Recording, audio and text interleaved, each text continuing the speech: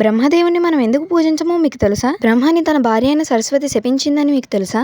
లోక కళ్యాణం కోసం బ్రహ్మాది దేవులందరూ కలిసి ఒక యాగాన్ని నిర్వహిస్తారు. ఆ యాగానికి త్రిమూర్తులు, దేవాది దేవతలందరూ వస్తారు. ఆ యాగంలో బ్రహ్మదేవుని పక్కన భార్య స్థానంలో సరస్వతీదేవి కూర్చుని చెయ్యాలి. ఆ సమయంలో సరస్వతీదేవి భక్తులు కోరిన కోరికలను నెరవేరుస్తూ ధ్యానంలో ఉండిపోతుంది. మొత్తం దేవుళ్ళందరూ ఎదురు చూస్తున్నారు. యాగం చేసే సమయం మొదలవడంతో సరస్వతీదేవి అంశ అయిన గాయత్రీదేవిని పిలిచి యాగంలో పక్కన కూర్చోపెట్టుకుని వివాహం చేసుకుని యాగం మొదలు పెడతారు. సరస్వతీదేవి ధ్యానాన్ని ముగించుకుని యాగానికి వచ్చి చూసేసరికి తన భర్త పక్కన గాయత్రీదేవి ఉండడంతో కోపంగా, స్వామి మీకు ఆ మాత్రం సహనం లేదా? నేను రాకపోవడంతో ఈ గాయత్రీదేవితో యాగం మొదలు పెడతారా అని అడుగుతుంది. అంటే ఇక నుండి ఈ గాయత్రినే కదా నీ భార్య, నేను నీ భార్యని కాదు కదా అని బాధపడుతూ ఇక నుండి ఈ ముల్లోకాలలో నిన్ను ఎవరూ పూజించరు, నీకు ఎవరూ ఆలయాలు కట్టించరు అని శపిస్తుంది. అప్పుడు అక్కడే ఉన్న శివుడు, విష్ణువు సరస్వతీదేవి కోపాన్ని చల్లార్చి జరిగింది చెప్పి దయచేసి శాపాన్ని వెనక్కి తీసుకోమని అడుగుతారు. అప్పుడు సరస్వతీదేవి శాంతించి పుష్కర్లో తప్ప ఎక్కడా బ్రహ్మదేవుడికి పూజలు జరగకూడదు అని చెప్తుంది. ఇలాంటి వీడియోస్ మరిన్ని చూడాలనుకుంటే